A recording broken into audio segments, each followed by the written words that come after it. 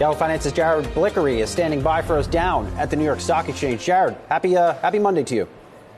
Happy Monday, but starting the week on a downbeat. In fact, ending last week on an even downer beat. Looking at the S&P 500 here, here's the last 2 months.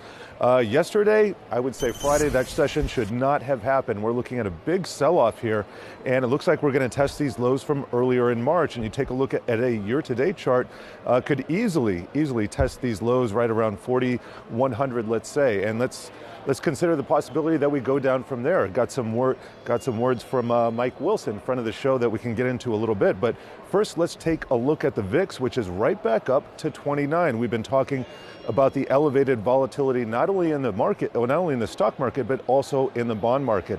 So here's the MOVE index. This is as of the close last Friday, but you can see very much consolidating in a bullish wedge formation, probably looking at higher volatility in the bond market. So here's a 10-year T-note yield, and we can see that is down 9 basis points. So that should give a little bit of an edge to the growth stocks, but not necessarily seeing that this morning.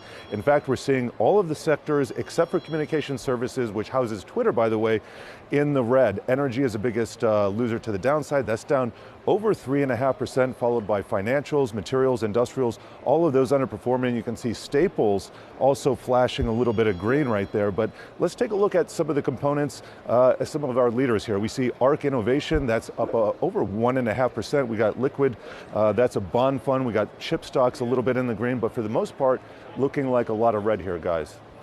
And there is a strategist who we talked to recently from Wall Street who thinks that red is going to continue. I'm talking about Mike Wilson of Morgan Stanley, who put forth early on a fire and ice hypothesis, that's how the rally was going to end. I think he's leaning ice, right?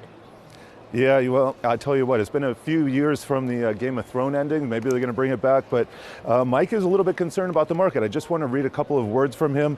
In our opinion, the accelerative price action on Thursday and Friday, that's when we saw that big reversal off of those Powell comments, may also support the view that we are moving to this much broader sell-off phase. And we think Friday in particular appears indicative of what to expect next. Lower beta defensive stocks outperform, but they still go down. I'm going to skip to the end here. Some of the reversals in the base metal stocks have been eye-popping, with most securing outside reversal patterns on a weekly basis. To us, this signifies the market's realization that we are now entering the ice phase, and that growth will be the primary concern from stocks here, rather than inflation, the Fed, and interest rates. Just want to show you guys on the Wi-Fi Interactive what is happening in the futures market right now. Palladium down 10%, crude oil down 5%. That's the WTI. Brent very similar. RBOB gasoline futures down 4%. So not only the material stocks, but the futures themselves are, it looks like they're correcting right now, guys. Interesting call from Mike Wilson. Of course, we had him on last week. He was a big fan of my fluffy puppy economic indicator. That story is now on the yahoo.com homepage. Jared Blikre, talk to you later.